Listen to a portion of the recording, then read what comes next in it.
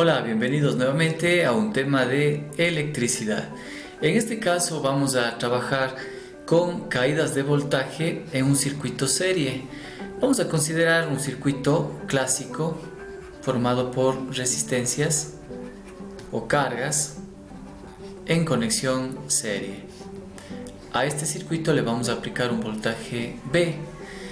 La corriente en un circuito serie circula por un solo camino, por lo tanto se concluye que la corriente es igual para todos los elementos. No ocurre lo mismo con el voltaje. El voltaje en los nodos AB va a ser igual a la suma del voltaje en la resistencia 1 más el voltaje en la resistencia 2 más el voltaje en la resistencia 3. Es decir, si las resistencias fueran iguales, por ejemplo, y el voltaje sería, por ejemplo, de 30 voltios, significa que en cada resistencia existe una caída de tensión de 10 voltios. Así que la suma de las caídas de tensión en las cargas conectadas en un circuito serie será igual al voltaje aplicado en la fuente principal. Por lo tanto, dice, la suma de todas las caídas de voltaje, ¿a qué es igual? Al voltaje total aplicado en la fuente de alimentación. No puede ser mayor que el voltaje aplicado porque se suma y sale lo mismo. Igual a la multiplicación, imposible, tendríamos un valor demasiadamente exagerado. Es equivalente a la suma de todas las caídas de voltaje. Sí, pero decir que la suma de las caídas es igual a la suma de las caídas es como decir que 3 es igual a 3, no se resuelve nada más que decir una verdad.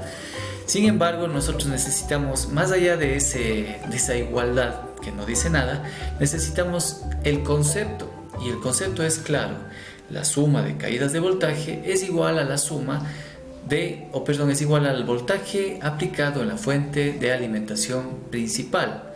Esta es la teoría con respecto a los circuitos serie. Un poco más para trabajar en los circuitos paralelo, a diferencia de los circuitos serie. En un circuito paralelo, la tensión aplicada para todos los elementos es la misma. Hagamos un ejemplo rápido. Recuerde que necesitamos dominar conceptos para el examen Ser Bachiller de la edición 2020. Aquí tenemos un circuito paralelo. Si yo digo que el voltaje aquí está entre los nodos A y B, me fijo que solamente estirando este cable, este nodo sigue llamándose A, y solamente estirando este cable sigue llamándose A, sigue llamándose A. Por lo tanto, abajo ocurre lo mismo. Este es el nodo B, este también es el nodo B y este también es el nodo B. Es que solo es un estiramiento del cable nada más, y en el punto o en el cable, en su trayectoria, no existe ningún obstáculo. Fíjense, es el mismo cable. Por lo tanto, ya concluimos de manera gráfica que el voltaje AB de cada una de estas resistencias o cargas es exactamente el mismo que el voltaje AB de la fuente principal. Pero no ocurre lo mismo con la corriente. Por aquí va a circular una corriente total, pero en el punto, en este nodo, se distribuye una corriente hacia abajo y una corriente hacia la derecha. Luego, en el siguiente nodo, otra vez se distribuye para una resistencia y para esta trayectoria de la derecha. Y son valores distintos, ¿no? Cada vez que la corriente se divide, pues no puede ser la misma. Acá, por esta resistencia, circulará ya la corriente que hemos llamado 4, porque no tiene más opción, es el único camino.